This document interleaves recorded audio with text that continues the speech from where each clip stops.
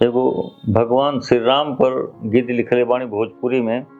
शायद आप लोगन के अच्छा लगे, हमके बहुत अच्छा लगेला चूंकि आपन लिखल है। सुनी सबे। करे श्री राम जी क केतना बड़ाई, करे श्री राम जी क केतना बड़ाई, बहिया विशाल बेमिसाल प्रभुताई,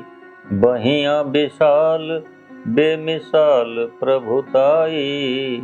करी श्री राम जी क केतना बड़ाई। माई बाप दोनों के हो मनल कहनवा, माई बाप दोनों के हो मनल कहनवा, लखन सिया के संगे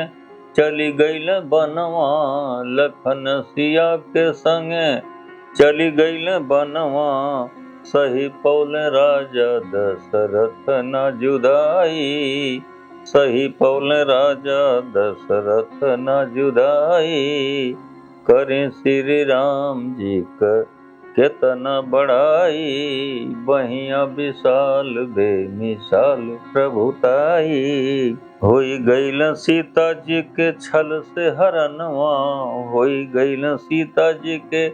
छल से हरनवा, गिधराज रहिया में रोके बलवनवा, गिधराज रहिया में रोके बलवनवा,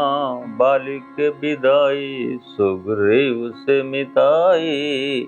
बाली के विदाई सुग्रीव से मिताई, करी हम राम जी का केतना बड़ाई, बहिया विशाल बेमिसाल प्रभुताई, लंकापति रावण बेसहल रगरवा, लंकापति रावण बेसहल रगरवा, पहुँचे पवन सुत लांघ के सगरवा, पहुँचे पवन सुत लांघ के सगरवा, सोनवा कलंका दिल माटी में मिलाई, करी हम राम जी का केतना बड़ाई, बहिया विशाल बेमिसाल प्रभुताई, करे श्री राम जी का केतना बड़ाई। दू बंद और है। उजियारी दशमी कुआर के महीनवा, उजियारी दशमी कुआर के महीनवा, कटल दशानन के दसों गर्दनवा, कटल दशानन के दसों गर्दनवा, अच्छाई क जीत भइल हरली बुराई, अच्छाई क जीत भइल हरली बुराई, करी हम राम जी का केतना बड़ाई, बहिया विशाल बेमिसाल प्रभुताई, करे श्री राम जी का केतना बड़ाई। अंतिम बंद है। दिहल विभीषण के लंका का सूरजवा, दिहल विभीषण के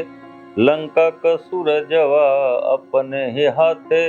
पहिरवले हो तजवा, अपने ही हाथे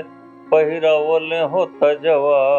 राज के त्यागी बनवासी रघुराई, राज के त्यागी बनवासी रघुराई, करे श्री राम जी का केतना बड़ाई, करे श्री राम जी का